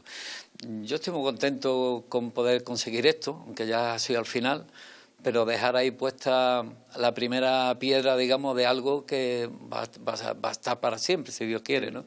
Y entonces no es que vaya a hacer competencia a Nuestra Señora, porque eso son palabras mayores, pero nosotros la idea nunca, en principio, nunca iría en un palio, nunca. Nosotros no es nuestra idea, aunque hay gente que lo dice, ¿no? Una Virgen es un tamaño mayor. Esa envergadura, ¿no? Claro, y además, pero una Virgen que yo creo que lucería magnífica en un palio. Pero bueno, aquí hay que respetar, es una Virgen de misterio y dentro de ello le daremos el máximo esplendor que podamos.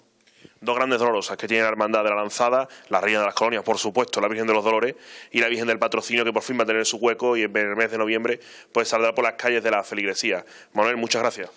A ustedes por venir aquí y ver a la señora y tenerla en vuestro, sacarla en televisión. Juan, como siempre, como en casa con ustedes. Aquí estáis en vuestra casa, como siempre, y aquí estamos para lo que haga falta. Y espero que todo salga bien y que no llueva, que hace falta el agua, pero que no llueva, el 16 no. Bueno, aplazamos también esta visita, volveremos, seguro que la previa de ese rosario, esa semana del 16, estará de nuevo aquí en la televisión y Tramo Cero para ver a la Virgen en las andas y hablar de esa previa, de ese día tan importante en la historia de la Hermandad de la Lanzada y, por supuesto, de la Huelva Cofrade. Rocío, como siempre aquí en Tramo Cero, en Huelva Televisión. Haciendo historia y creando tradición la Hermandad de la Lanzada gracias a su gran trabajo. Bueno, el 16 de noviembre es la fecha que nos queda ya a todos los cofrades marcada en el calendario. La Hermandad de la Lanzada que instaura ese rosario para la Virgen del Patrocinio. Yo quiero comentarlo también con mi tertulia. Carmen, una oportunidad de acercarse también a una dolorosa que, si no es tan conocida por la gran devoción que tiene la Virgen de los Dolores, sí que nos va a permitir ahora un poco acercarnos más a ella. El reportaje sí que estaba pensando lo mismo, porque cuando la vemos arriba del paso no nos fijamos en todos los detalles. Ahora es una gran oportunidad para podernos acercar un poquito más a ella, además en rosario, con cómo va ahí con los campanilleros. Entonces yo creo que es una gran oportunidad para conocer un poquito más a la Virgen del Patrocinio, que no solamente en el Martes Santo, que la vemos eso, arriba del paso y no podemos distinguir todo lo bonita que es. Juan, ¿qué te parece a ti que se instaure este tipo de rosarios también con esta imagen que, como decimos, a lo mejor no es tan conocida dentro de la Huelva cofrade por poco eclipsarse por la Virgen de los Dolores? Bueno, yo personalmente me parece que es algo que está muy bien pensado, ¿no? Cualquier acto de piedad popular siempre va a hacer fomentar, ¿no? Ya no solo la devoción hacia la Virgen del Patrocinio, que personalmente a mí me parece una imagen muy bella y que, a pesar de estar en un misterio y que muchas veces, pues eso, ¿no?, pasa un poco más desapercibida, tiene una belleza para mí enorme y que, bueno, es bueno, ¿no?, que la ciudad al final la pueda también apreciar. Y como he dicho, ¿no?, en un acto de piedad popular siempre va a ser beneficioso para la ciudad, ¿no?, evidentemente con las pautas que marque el obispado, ¿no?, que al final es el que nos dirige en nuestra fe, pero creo que siempre es bueno, ¿no?, fomentarlo, este tipo de movimientos, ¿no?, como son los rosarios, siempre llevados con el sentido, ¿no?, como han dicho, hay un acompañamiento musical, no es una procesión extraordinaria, no hay que darle una fastuosidad enorme, ¿no?, sino saber a lo que se va y que al final el rezo de ese rosario se realice correctamente. Además nos hablan que se ha realizado en consecuencia con el obispado y que ya está instaurado en esas reglas de la Hermandad de la Lanzada, como decimos, instaurando tradición, haciendo historia para las generaciones cofrades venideras.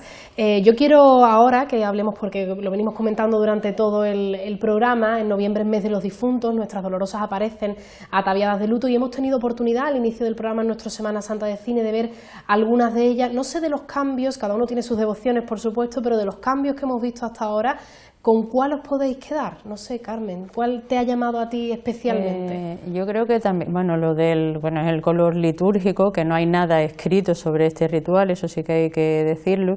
Lo que sí me ha llamado la atención es que antes, hace unos años atrás, veíamos siempre el color negro en este mes, sin dejando atrás el morado, que era un color que desde el Vaticano, desde el Concilio Vaticano II, se impuso también el color morado, dejando atrás el negro. Y ahora sí que hemos visto a más dolorosas con el color morado. Entre ellos, bueno, yo he ido hace un rato a La Esperanza por verla y tiene el manto de color morado, como otras imágenes que hemos estado viendo ahí. Y eso es lo que más me ha llamado la atención, que hace unos años no se utilizaba el color morado, solo el negro. Como para vestir a las dolorosas en este mes de noviembre.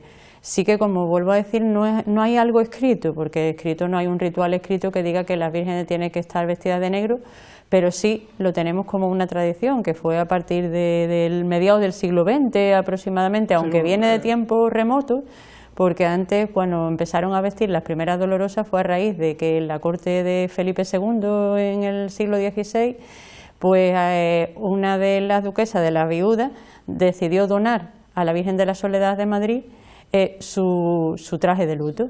Y a raíz de eso es cuando las vírgenes empiezan a utilizar el luto, pero para determinadas ocasiones. Nos lo contaba José de León, ese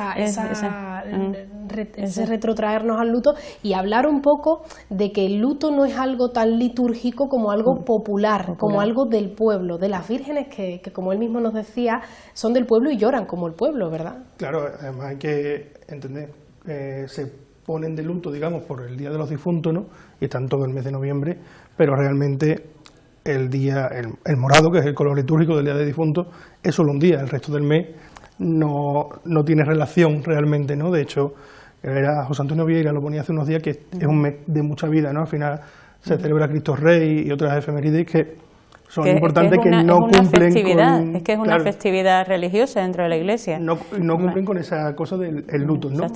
Vestir de negro o de morado, ¿no? Realmente en la Iglesia, litúrgicamente, el día de luto es el Viernes Santo y el color es el rojo. No nos movemos tampoco en un color que, bueno, creo que la Soledad del Silencio sí lleva el manto rojo. El manto rojo, Burdeos, sí, lo que estamos acostumbrados, bueno, como los ángeles, la luz. He visto también a la Virgen de las Mercedes que sí visten esos colores más claros, ¿no? Morados, azules oscuros, de forma de que también representan a vírgenes que no son dolorosas, ¿no?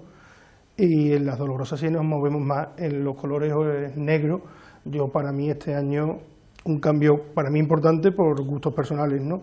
La Virgen de los Dolores de Veracruz ha dejado usar la ropa, la saya negra que tenía, que era una donación de la duquesa de Moras Claro, que se la regaló, que era su vestido de puesta del arco.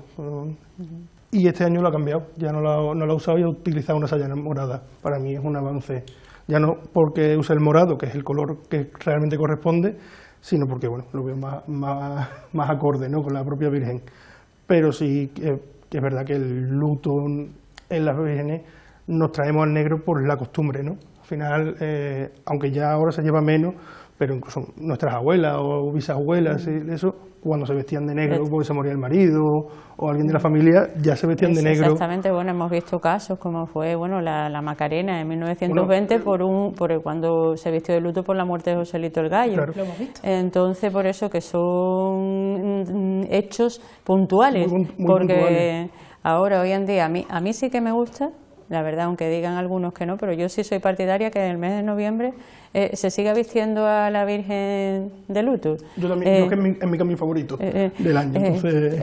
Hablamos de que hay mucha gente que le gusta mucho y que llama la atención y que se crea como todo un ritual alrededor de estos cambios de luto, ¿no? De esa vuelta a la sencillez, a lo que es los orígenes de la imagen de vestir como tal. De hecho, se empezaron a hacer también a vestirse a raíz de las pinturas flamencas, que estaban las vírgenes del siglo XVI también vestidas de negro, y fue como una copia de esas pinturas flamencas también cuando se empiezan a vestir a las vírgenes de luto. Bueno, de hecho, si nos vamos a fotografías antiguas, creo que de la Macarena, de la Esperanza de Triana, de muchas, antes de Rodrigo Ojeda, vestían de negro casi todo el tiempo, porque al final era la vestidura que se entendían, ¿no? Es que, bueno, Rodrigo Ojeda fue un genio y entonces como fue precursor de todo, y ahí fue también como un cambio también abismal a la hora de vestir, no solamente en palio, sino también a la hora de vestir a las dolorosas, con un cambio total. Y lo que sí yo quería decir, bueno, estaba leyendo un artículo de Antonio Burgos que decía, por eso a mí me gusta lo que es el mes de noviembre, que se siga, no podemos llamarlo, no está escrito, no es un ritual escrito, pero sí podemos llamarlo ya como una tradición que se siga haciendo. Decía Antonio Burgos en uno de sus artículos que la Virgen estrenaba lágrimas en este mes de noviembre para sus hermanos difuntos, las dolorosas. Entonces yo quiero quedarme con eso.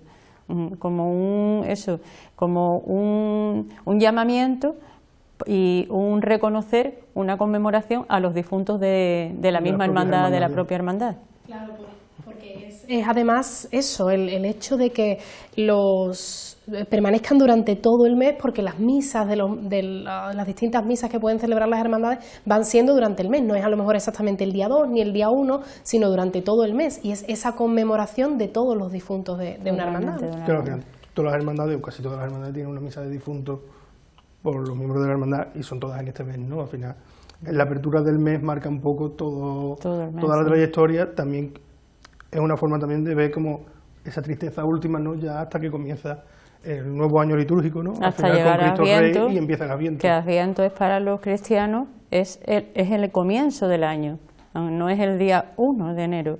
El comienzo del año para los cristianos es el día de Adviento. Este año, bueno, pues el primer domingo de Adviento es el último de noviembre, sí, 27 o 28 de noviembre.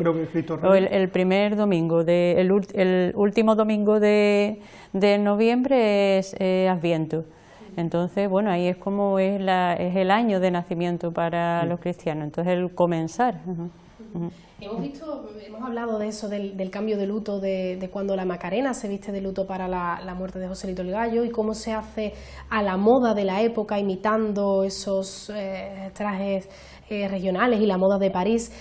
Precisamente al ser el luto algo que no es litúrgico y que no está marcado como tal, ¿puedes permitirte ciertas licencias estéticas o culturales, o debe de estar más agotado, tiene que ser de una determinada manera? Bueno, realmente, creo que lo han dicho antes, la vestidura de la Virgen no está realmente acotada al tiempo litúrgico.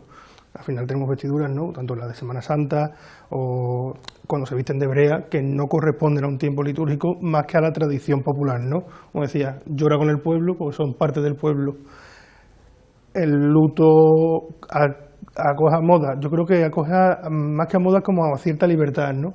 Hay mucha gente que se arriesga mucho con el luto, tanto para bien como para mal, evidentemente, también porque nos retrotrae un poco a esa herencia castellana vírgenes, y muchas veces pues se intenta copiar o inspirarse, ¿no?, en ese luto castellano que conocemos, sobre todo en Madrid, Castilla, por allí, de las vírgenes más tapadas, el blanco y el negro, que son las vestiduras que suelen usar casi a diario. Y esto, pues, bueno, nos da como cierta libertad dentro después de cada virgen, ¿no? Evidentemente todas las vírgenes no acogen los mismos estilos de ropaje igual. A mí, claro, a mí por ejemplo no me gusta hablar de moda, porque de moda sí que siempre digo que hay que ir con la evolución de los tiempos. Sí que te puedes permitir ciertas licencias, pero no ya ir demasiado, porque si estamos diciendo que es el mes dedicado a los difuntos de nuestras hermandades y vamos a vestir a las dolorosas para eso, sí que pienso que hay que vestirlas siempre con el máximo decoro, con el máximo, no pasarnos en floripondios y en yo particularmente, que sí te puedes marcar salir un poquito porque no hay nada escrito, claro, pero en realidad como que no hay nada escrito en ninguna, pero como que para mí, mi apreciación, es un cambio en el que la gente se suele arriesgar más. Se arriesga más y se espera con... Sí.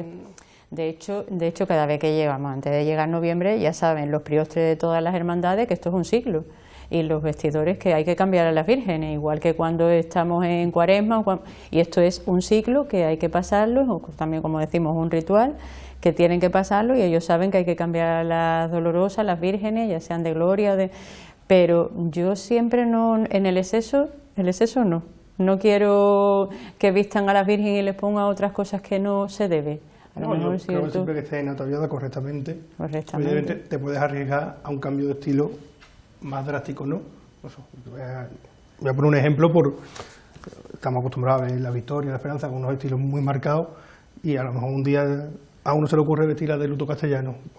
Puede ser para bien, puede ser para mal, ¿no? Eso es lo que hemos hablado, lo hablamos también en el programa aquí, los excesos por... Es un riesgo. Yo, como popularmente se suele decir, se visten para difuntos, que está o la visten para difuntos de Halloween, como dice mucha gente, ¿no? Porque hay veces que esos riesgos son negativos, ¿no?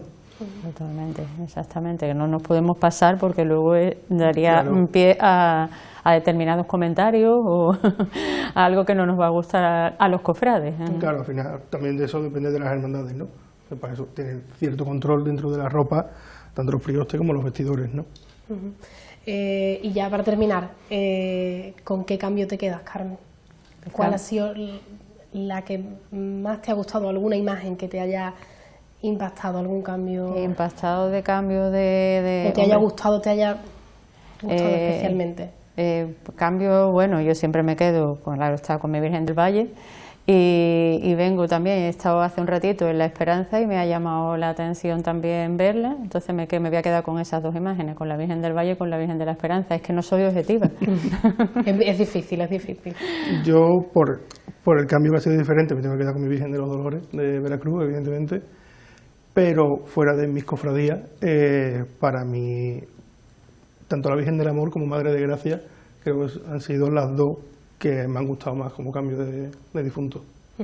Dos grandes cambios de difunto que hemos visto. Hemos tenido muy poquito tiempo en el día de hoy, pero bueno, os emplazo a una próxima tertulia, que seguro que tenemos en esta temporada muchas ocasiones de hablar de muchos temas. Gracias, Carmen, gracias, Juan, por habernos acompañado en esta noche. Gracias a ti, Lucía. Gracias a vosotros.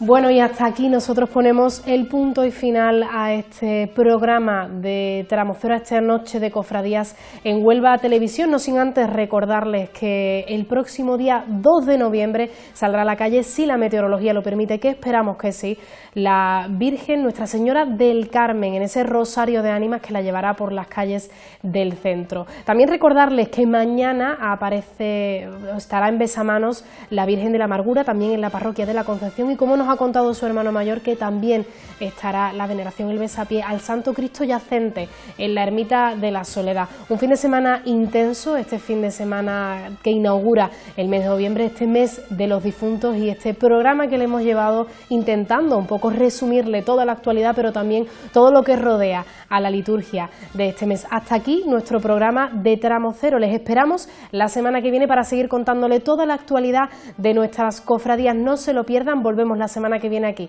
en Tramo Cero.